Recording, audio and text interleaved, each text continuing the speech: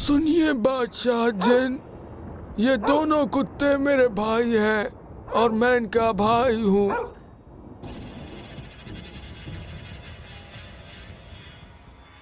जब हमारे वालिद की मौत हुई, उन्होंने हमारे लिए 3000 सोने की मोहरें छोड़ी। मैंने अपने हिस्से से दुकान खोली। मेरे भाई ने भी यही किया। हालांकि मेरे बड़े भाई ने अपना हिस्सा 1000 दीनार में बेच दिया और विदेश घूमने चला गया। वो अपने ऊंट के साथ 1 साल के लिए चला गया। एक दिन जब मैं अपनी दुकान में बैठा था, एक भिखारी मेरे पास कुछ मांगने आया। जाओ कहीं और भीख मांगो। या खुदा, मेरे भाई, क्या मैं इतना बदल गया कि तुम मुझे पहचान नहीं पाए? फिर मैंने उसे ध्यान से देखा। वो मेरा भाई ही था। मैंने उससे पूछा कि उसकी ऐसी हालत कैसे हो गई। देखो भाई, तुम अपनी मर्जी से ही विदेश गए थे, तुम यहाँ पर नहीं रहे, और तुम अब अपनी किस्मत को इस तरह से मत कोसो भाई। सही कह रहा हूँ ना? कुछ टाइम बाद मेरे दूसरे भाई ने भी कहा कि वो अपना सब कुछ बेचकर विदेश जाएगा।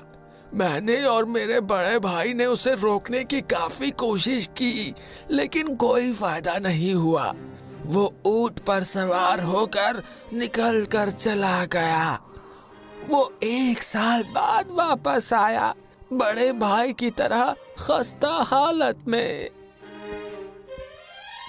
हाँ, मैंने तुम्हें कहा था ना कि विदेश मत जाओ। किस्मत को यही मंजूर था। अब मेरे पास फूटी कौड़ी तक नहीं बची है। क्या करूं समझ नहीं आ रहा। मैंने उसका ख्याल रखा और मेरे पास जो 1000 दीनार थे मैंने उसे दे दिए। उसने दुकान फिर से खोल ली। एक दिन मेरे भाइयों ने मुझसे कहा कि मैं उनके साथ विदेश चलूं, लेकिन मैंने मना कर दिया। काफी बहस हुई। तुमने विदेश जाकर क्या हासिल किया जो मैं तुम्हारे साथ चलूं? तो ठीक है मेरे भाइयों, मैं भी तुम्हारे साथ सफर पर चलने के लिए तैयार हूँ। देखता हूँ कि तुम विदेश से कितना पैसा कमा कर लाते हो। मुझे पता चला कि उनके पास तो बिल्कुल पैसे नहीं बचे। उन्होंने अपनी सारी कमाई अच्छे खाने और ऐशो आराम में खर्च कर दी। मैंने अपनी दुकान का हिसाब किताब देखा तो मुझे 6000 दीनार का फायदा हुआ था, जिन्हें मैंने आधा आधा बांट दिया। ये 3000 हम अपने बिजनेस और रास्ते में होने वाले खर्च के लिए इस्तेमाल करेंगे। बाकी के बचे 3000 जमीन में गाड़ देते हैं। अगर कोई गड़बड़ हुई तो ये काम आएंगे। वो दोनों मान गए। हमने बेचने के लिए कुछ सामान खरीदा, एक जहाज किराए पर लिया और अपना सामान बेचने के लिए सफर पर निकल पड़े।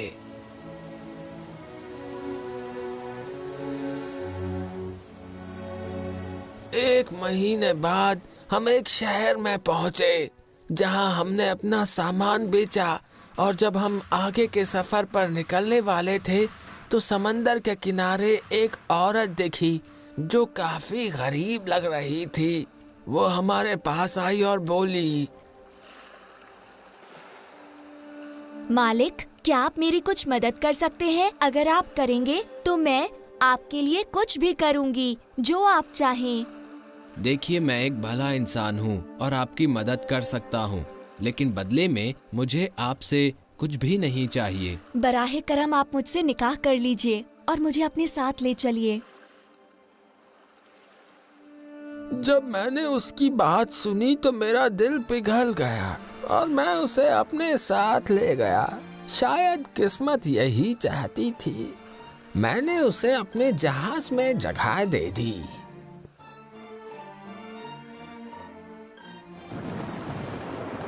लेकिन मेरे भाई मुझसे जलने लगे और उन्होंने मुझे मारने के लिए साजिश करनी शुरू कर दी। एक रात जब हम सो रहे थे तो उन्होंने मुझे और मेरी बीवी को समंदर में फेंक दिया।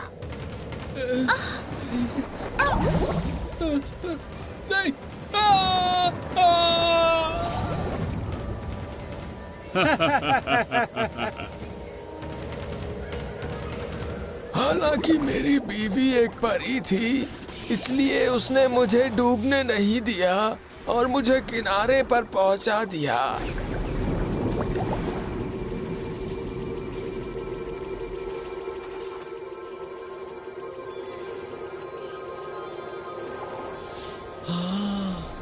जब मैंने तुम्हें समंदर किनारे देखा तो मैंने सोचा कि ये देखूं कि तुम भला कैसे इंसान हो, अच्छे या बुरे इंसान। इसीलिए मैं तुम्हारे सामने फटे कपड़ों में आई। अब मैंने तुम्हारी जान बचाकर तुम्हें तुम्हारा इनाम दे दिया, लेकिन मैं तुम्हारे भाइयों से काफी नाराज हूँ और अब मैं उनकी जान किसी भी हालत में लेकर रहूंगी। जरा सुनो, मैं तुम्हारा शुक्रगुजार हूँ कि तुमने मेरी जान बचा ली, लेकिन जहाँ तक मेरे भाइयों का सवाल है तो उन्हें जान से मत मारो। घर पहुंचने के बाद मैंने अपने बचे पैसों से एक और दुकान खोली। एक दिन मैंने वहाँ 2 काले कुत्ते देखे तो अपनी बीवी से पूछा, ये दोनों कुत्ते आपके भाई हैं। ऐसा इनके साथ किसने किया? मैंने सारी बातें अपनी बहन को बताई थीं और मेरी बहन ने ही इनकी ये हालत बना दी है और अब 10 साल से पहले ये इंसान नहीं बन पाएंगे। यही इनकी सजा है। हाँ, और अब मैं अपनी पत्नी की बहन को ढूंढ रहा हूँ, क्योंकि मेरे भाइयों के इंसान बनने का वक्त अब आ गया है। मैं इस आदमी को देखकर यहाँ रुक गया और मैंने तय किया कि मैं इसके और आपके बीच जो कुछ होगा उसे देखे बिना यहाँ से नहीं जाऊंगा। तुम्हारी कहानी तो बहुत अच्छी है, इसलिए मैं इस व्यापारी की सजा का तीसरा हिस्सा तुम्हें देता हूँ। अगर मैं तुम्हें इनसे भी अच्छी कहानी सुनाऊं तो क्या तुम मुझे व्यापारी की सजा का बचा हिस्सा दे दोगे? मैं वादा करता हूँ। तीसरे बूढ़े आदमी ने जिनको अपनी कहानी सुनाई, लेकिन वो मैं तुम्हें नहीं सुना सकती क्योंकि वो मुझे भी नहीं पता। मुझे इतना पता है कि वो बाकी कहानियों से भी कहीं ज्यादा अच्छी है। तुम और तुम्हारी कहानियों की वजह से अब मैं इस व्यापारी को छोड़ रहा हूँ। तुमने इसे बचा लिया, व्यापारी अब तुम्हारा हुआ। वाह अपी, आपने तो बहुत ही शानदार कहानी सुनाई है। ये तो कुछ भी नहीं है अलादीन और उसके जादुई चिराग की कहानी के सामने। वो कहानी तो बहुत दिलचस्प है। अगर सुल्तान मुझे और जीने का मौका दे तो मैं सुना सकती हूँ। मुझे इसकी कहानियां पसंद आ रही हैं, इसलिए इसे अभी नहीं मारूंगा। अगले दिन सुबह होने से पहले अब भी अगर आप सो नहीं रही तो मुझे अलादीन और उसके जादुई चिराग की दिलचस्प कहानियाँ सुनाइए ना। काफी पुरानी बात है। एक शहर में एक गरीब औरत रहती थी। उसका एक ही बेटा था, अलादीन।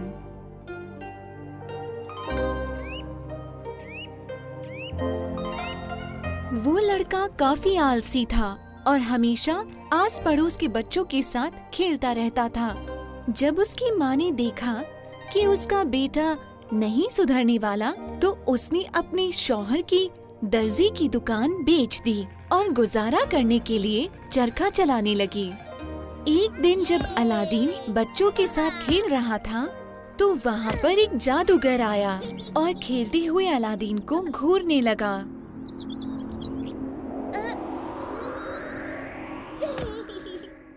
यही वो लड़का है जिसकी मुझे तब से तलाश थी जब से मैं अपनी सरजमीन से आया हूँ।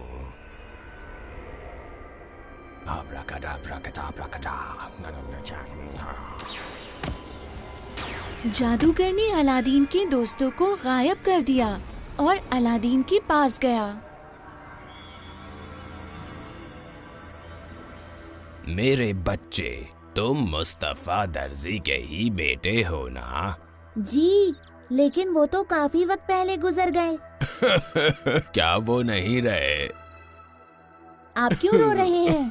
क्या आप मेरे अब्बा को जानते थे? ओ बच्चे, तुम मुझसे ऐसा कैसे पूछ सकते हो? तुम्हारे अब्बा मेरे भाई थे। मैं कई सालों से बाहर था। मेरे बच्चे, ये पैसे लो और अपनी माँ को दे देना। मेरा सलाम कहना। मैं कल उनसे मिलने आऊंगा, अपने भाई का घर देखने। अम्मी, अम्मी, मैं चाचा की तरफ से एक बहुत अच्छी खबर लेकर आया हूँ। वो कई सालों से बाहर थे, अब वो लौट आए हैं। उन्होंने मुझे ये पैसे आपको देने के लिए कहा है। अलादीन, ये क्या कह रहे हो तुम? कौन से चाचा की बात कर रहे हो तुम? मुझे अच्छी तरह पता है, तुम्हारे सिर्फ एक ही चाचा थे जो गुजर गए हैं। इसके अलावा मुझे नहीं लगता कि तुम्हारे कोई और चाचा हैं।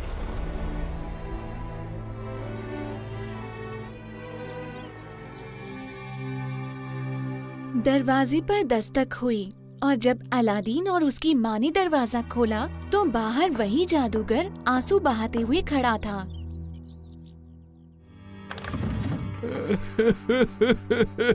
मुझे वो जगह दिखाओ जहाँ मेरा भाई बैठा करता था। उसे वो जगह दिखाई और जादूगर वहाँ खड़ा होकर तब तक रोता रहा जब तक वो बेहोश नहीं हो गया। अलादीन की माँ को यकीन हो गया कि वो आदमी सही कह रहा है। उन्होंने उसे खाना खिलाया, बातें की और फिर वो चला गया। अगले दिन सुबह वो जादूगर अलादीन के घर आ गया। उसने दरवाजा खटखटाया। अलादीन ने दरवाजा खोला। भतीजे, आज मैं तुम्हें ऐसी जगह दिखाऊंगा जिसे तुमने अपनी जिंदगी में कभी नहीं देखा होगा। जादूगर और अलादीन चलते चलते शहर के बाहर आ गए।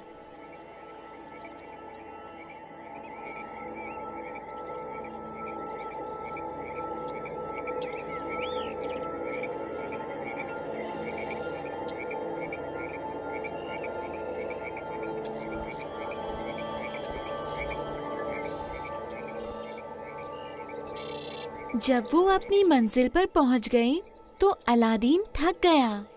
प्यारे भतीजे, तुम थोड़ा आराम क्यों नहीं करते? जब तुम आराम कर लोगे तो तुम उठकर थोड़े से लकड़ी के टुकड़े वगैरह ढूंढना और वो सूखे हों ताकि हम आग जला सकें, और तुम्हें फिर मैं कुछ ऐसा दिखाऊंगा जो तुम सोच भी नहीं सकते। आराम करने के बाद अलादीन उठा और छोटे छोटे लकड़ी के टुकड़े जमा करने लगा। फिर जादूगर ने जादू से लकड़ियों में आग लगा दी। फिर आग से चमकीली रोशनी निकलने लगी। फिर जादूगर ने कुछ पढ़ा। अचानक से जमीन फट गई।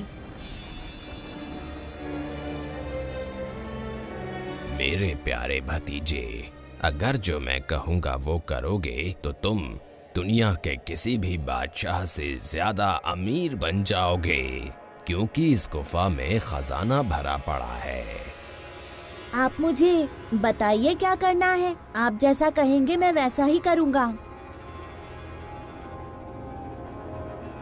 भतीजे, ये अंगूठी तुम्हें हर तरह के खतरे और नुकसान से बचाएगी।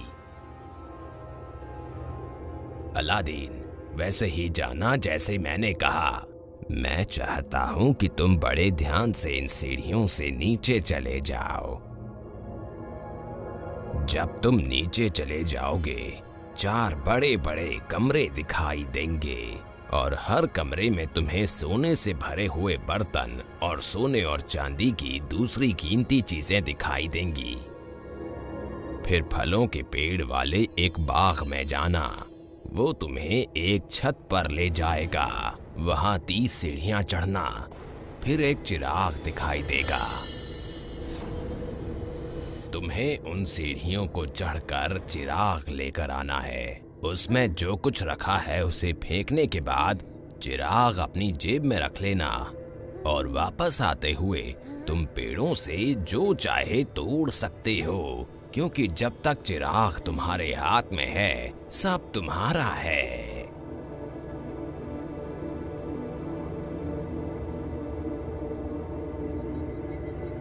मुझे अपना हाथ दीजिए ताकि मैं बाहर आ सकूं। पहले मुझे चिराग दे दो, वरना तुम गिर सकते हो। फिक्र मत कीजिए, मैं नहीं गिरूंगा। मुझे अपना हाथ दीजिए, मैं बाहर आकर आपको वो चिराग दे देता हूँ। जब जादूगर ने देखा कि वो चिराग नहीं दे रहा है तो उसने सोचा कि उस लड़के को यहीं मरने दिया जाए। जादूगर ने जादू किया और गुफा का दरवाजा बंद होने लगा। अलादीन वहीं बंद हो गया। क्या कर रहे हैं? बाहर निकालिए। मैंने इसे हाथ नहीं लगाया तो इसके कत्ल में मेरा नाम नहीं आएगा। मुझे यहाँ अकेला छोड़कर मत जाइए। शहरजाद ने फिर अपनी बहन से कहा कि एक दिन और हो गया है और कहानी सुनानी बंद कर दी। अरे वाह अप्पी, ये तो बहुत अच्छी कहानी थी। इसे मारना तो है ही, मैं कुछ और कहानियां सुन लेता हूँ।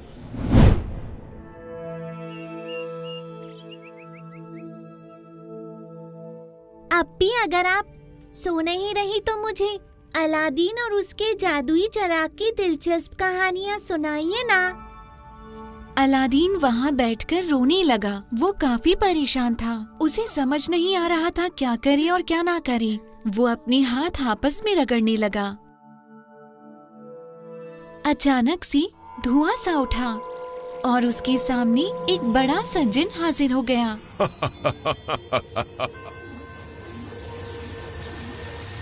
हाँ? मैं आपकी खिदमत में हाजिर हूँ आका। मुझसे कहिए जो कुछ चाहिए।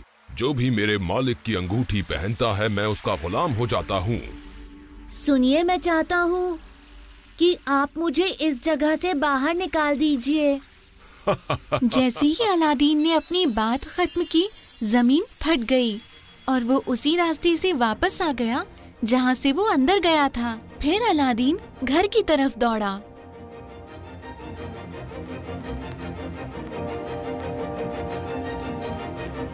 अम्मी, अम्मी, मैं आपको कुछ बताना चाहता हूँ। उस आदमी ने मुझे मारने की कोशिश की। वो मेरे चाचा नहीं हो सकते। वो तो बस मुझे इस्तेमाल करना चाहते थे ताकि उन्हें वो मिल जाए जो वो चाहते हैं। वो बस प्यार का दिखावा कर रहे थे। सच में वो तो बहुत ही ज्यादा बुरा आदमी निकला। मैं कितनी बेवकूफ हूँ कि मैंने उसे तुम्हारा चाचा समझ लिया।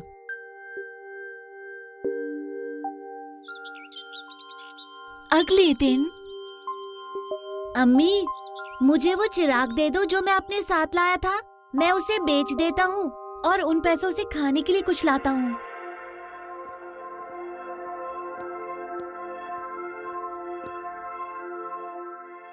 जब अलादीन की माँ ने चिराग निकाला तो उन्होंने देखा कि वो काफी ज्यादा गंदा है। अलादीन, ये रहा चिराग, लेकिन ये काफी गंदा है। मुझे लगता है अगर तुम इसे साफ करके पॉलिश कर दो तो इसके ज्यादा पैसे मिल जाएंगे। फिर उन्होंने चिराग को रगड़ना शुरू कर दिया। तभी अचानक एक बड़ा सा जिन सामने आ गया।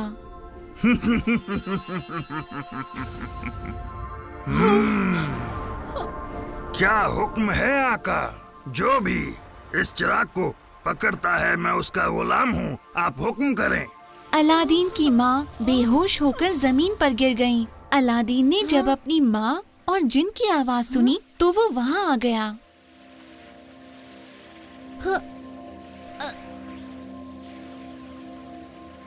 आपको जो भी चाहिए आप मुझे हुक्म दें।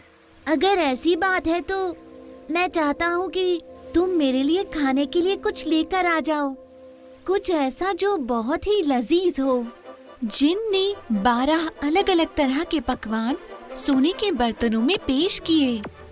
साथ ही कुछ और भी लजीज चीजें पेश की और फिर वो अलादीन से बोला, आपने जो कहा आपके सामने है। अगर आपको और कुछ चाहिए तो बस मुझे हुक्म दें। अभी तो मुझे कुछ नहीं चाहिए। अगर चाहिए होगा तो मैं तुम्हें बुला लूंगा। अब तुम जाओ। उठिए अम्मी, चलिए खाना खाते हैं। इस चिराग और इस अंगूठी को फेंक दो।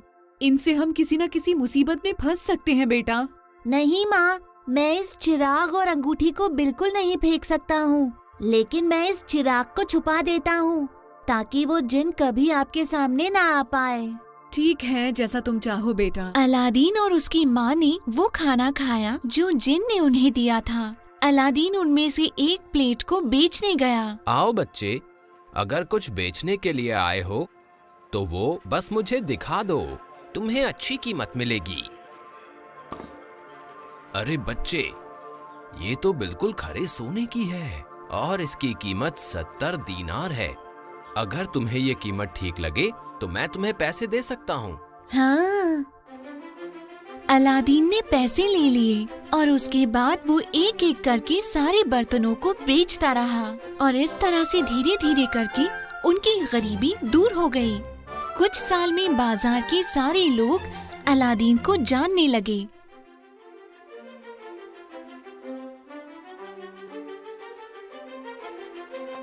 एक दिन सुबह उठकर बाजार में जाते हुए अलादीन ने सुना कि शहजादी बदर अल बुदूर यानी सुल्तान की बेटी का काफिला बाजार से निकल रहा है। जब सुल्तान की बेटी बाजार में घूम रही थी तो उसने अपना नकाब हटाया। अलादीन ने उसकी एक झलक देखी और उसे उससे प्यार हो गया। जब वो घर आया, बेटा क्या हुआ है तुम्हें? अम्मी, जब तक वो मुझे मिल नहीं जाती मेरे दिल को चैन नहीं मिलेगा। वो खूबसूरत लड़की बदर अल बदूर, मैं उससे शादी करना चाहता हूँ अम्मी। ओह, ऐसी बातें मत करो, अगर किसी ने सुन लिया तो कयामत आ जाएगी बेटा।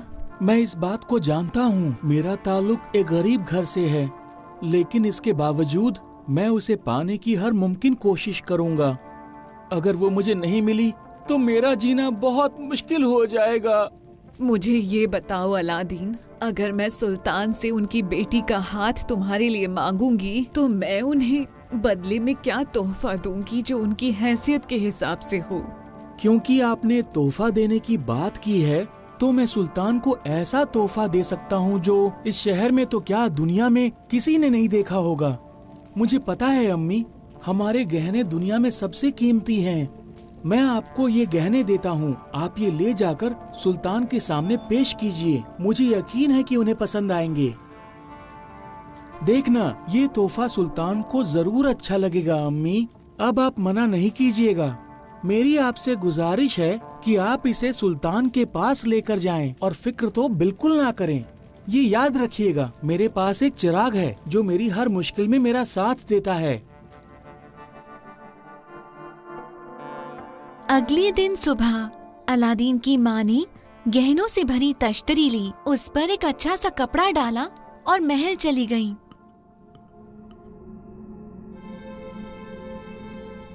उस औरत को मेरे पास लाओ ताकि मुझे पता चल सके कि उसे क्या चाहिए और मैं उसकी मुराद पूरी कर सकूं। आओ, बताओ हमें क्या फरियाद है तुम्हारी, क्या कर सकते हैं हम सबके सुल्तान, मैं आपसे एक गुजारिश करने आई हूँ, लेकिन उससे पहले मैं आपसे मेरी जान बख्शने का वादा चाहती हूँ, क्योंकि हो सकता है सुल्तान आपको मेरी बात गुस्सा दिला दे। ठीक है, अब बताओ, हम वादा करते हैं कि तुम्हारी जान बख्शी जाएगी। हमारे सुल्तान, मेरा एक बेटा है अलादीन। एक दिन उसने शहजादी बदर अल बुदूर की एक झलक देख ली। जब से उसने उन्हें देखा है, वो कह रहा है कि मैं आपसे जाकर ये कहूँ कि वो आपकी बेटी से निकाह करना चाहता है। मुझे उम्मीद है कि सुल्तान आप हम दोनों पर रहम दिखाएंगे और हमें सजा नहीं देंगे। मैं आपके लिए कुछ तोहफा लाई हूँ। जैसे ही उन्होंने ये कहा, महल में हर कोई उन पर हंसने लगा। कहाँ सुल्तान और कहाँ ये? सही बात है। दिखाओ, दिखाओ कि तुम हमारे लिए क्या लेकर आई हो। जैसे ही अलादीन की माँ ने कपड़ा हटाया और गहने दिखाए, हाँ? मैंने कभी भी अपनी जिंदगी में इतने खूबसूरत गहने नहीं देखे हैं।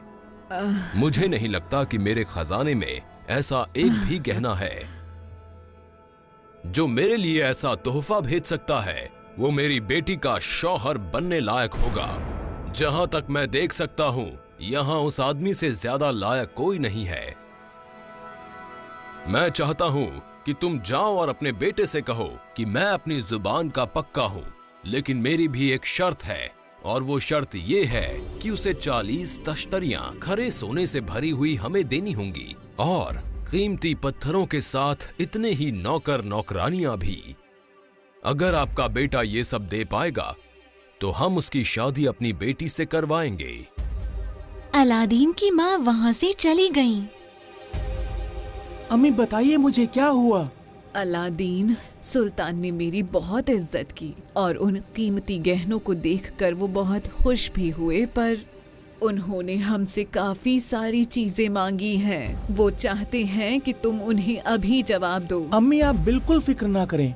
सुल्तान ने इतने नायाब तोहफे इसलिए मांगे हैं ताकि वो अपनी बेटी से मुझे शादी करने से रोक सकें। सच्चाई तो ये है कि उन्होंने उससे भी कम मांगा है जितना कि मैं सोच रहा था। क्या आप एक काम करेंगी? बाजार जाकर आप रात के खाने के लिए इंतजाम कर दें। अलादीन ने चिराग लिया और उसे घिसा। जिन हाजिर हो गया।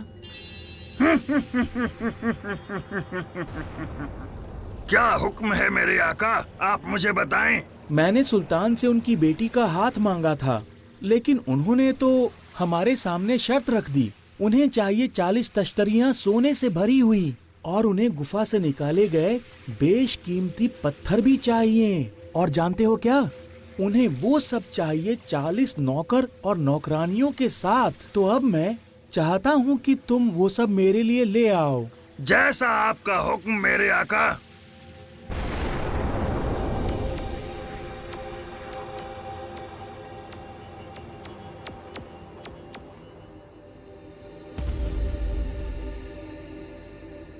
जब अलादीन की माँ घर लौटी तो उन्हें नौकरों के हाथ में बहुत सारे गहने दिखे। ये सब उस चिराग से ही मिले हैं ना? अम्मी, आप ये सब सुल्तान के पास लेकर जाएं, जिससे कि उन्हें पता चल जाए कि जितना वो सोच रहे थे हम उससे भी ज्यादा उन्हें आसानी से दे सकते हैं। अलादीन की माँ उन सारी नौकरानियों को लेकर महल गईं। सुल्तान हैरान रह गया। वो गहनों और नौकरों को देखता ही रह गया। हुजूर, ये छोटा सा तोहफा कबूल कीजिए और हमें अपनी बेटी का हाथ सौंप दीजिए। दरअसल वो तो इससे कहीं ज्यादा के लायक हैं। जाकर अपने बेटे से कहो कि हमने उसका तोहफा कबूल कर लिया है और हम अपना वादा पूरा करेंगे। मेरी बेटी उसी की बीवी बनेगी और वो हमारा दामाद। आज की रात निकाह की तमाम रस्मों की शुरुआत हो जाएगी, बस उसे यहाँ वक्त पर आना होगा। तुम ये खबर सुनकर खुश हो जाओगे। सुल्तान ने तुम्हारी बात मान ली है। अब जल्द ही तुम्हारा निकाह शहजादी से हो जाएगा। आज रात निकाह है, तैयारी करो। जाओ बेटा। शुक्रिया अम्मी, मुझे ये खबर सुनकर बहुत खुशी हुई।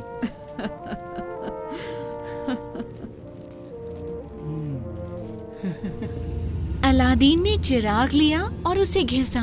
जिन हाजिर हो गया।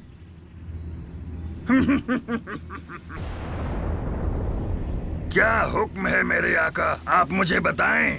मैं चाहता हूँ कि तुम मेरे लिए ऐसे कपड़े लेकर आओ जो बहुत ही महंगे हों और वैसे कपड़े कभी किसी बादशाह ने न पहने हों। और एक ऐसा घोड़ा चाहिए जो शाही घोड़ा हो, उसकी लगाम सोने की होनी चाहिए और साथ ही उस पर बेशकीमती पत्थर लगे हुए होने चाहिए।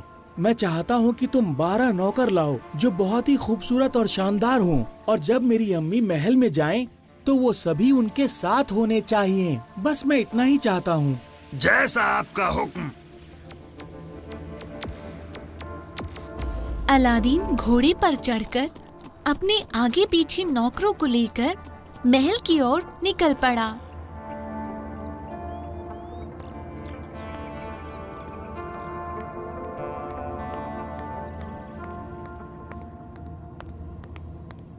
मेरे सुल्तान, रहमदिली के लिए आपका शुक्रिया।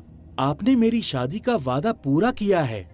मुझे उम्मीद है कि आप मुझे एक जमीन का टुकड़ा देंगे। मैं एक महल बनवाऊंगा जिसमें आपकी बेटी शानो शौकत से रहेगी। मेरे बच्चे, अपने आसपास देखो। तुम्हें जमीन का जो भी टुकड़ा अच्छा लगे वो तुम खुशी से ले सकते हो, लेकिन हमें लगता है कि तुम्हारा महल बनाने के लिए सबसे सही रहेगा जमीन का ये लंबा चौड़ा टुकड़ा जो हमारे महल के सामने है। ये हमारी खुशकिस्मती है कि हम आपके महल के पास ही रहेंगे।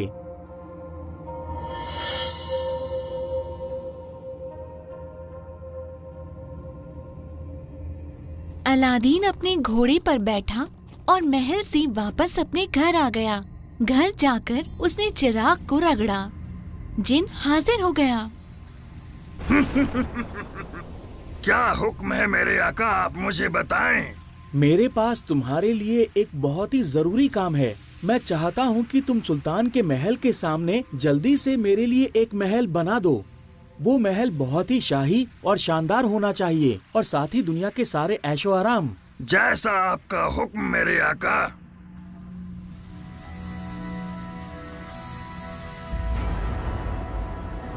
उसने जल्दी से महल बनाया और गायब हो गया।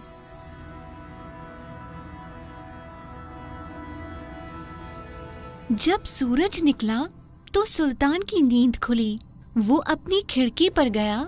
वहां से उसे एक नया महल दिखा, ठीक उसके महल के सामने। शहर में हर कोई उस महल को देखकर हैरान था।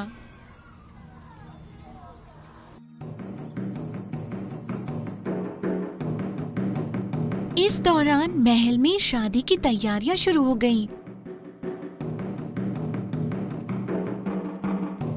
अलादी और बदर अल-बुदूर के बीच निकाहनामे पर दस्तखत हुए।